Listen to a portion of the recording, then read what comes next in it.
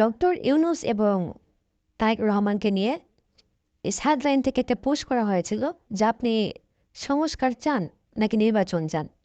তো দেখেন এখানে মোট রিয়াক্ট করেছে 2,06,000।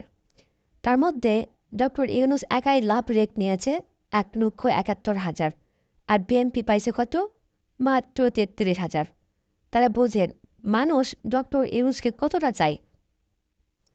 যেহেতু গণতান্ত্রিক দেশ, গণতন্ত্র মানুষই ঠিক করে, সেক্ষেত্রে জনগণ তার নির্বাচিত প্রার্থী বেছে নিয়ে ফেলেছে অলরেডি। শুধুমাত্র এখন ভোটের দরকার। দেখেন কমেন্টগুলো দেখেন, এত এত কমেন্টের ভিড়ে একটা কোনো অন্য কমেন্ট আছে? প্রত্যেকে ডক্টর ইউনুসকে যায়। মানুষ আর মূর্খ নেই, প্রত্যেকে এখন শিক্ষিত হয়ে গেছে। যদিও আমলিক থাকতে বলতো মোবাইল ফোন কে দিয়েছে, টাচ স্ক্রিন ফোন কে দিয়েছে? আমি আওয়ামী লীগ দিয়েছি, কিন্তু ডক্টর ইউনুস আমাদেরকে এখন স্টার লিঙ্ক দিয়েছে।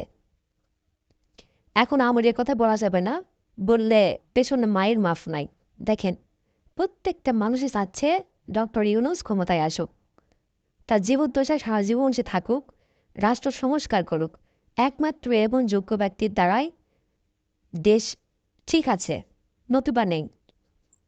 আপনার মতামত কি? দয়া করে একটু কমেন্টে জানাবেন। আপনি কি চান?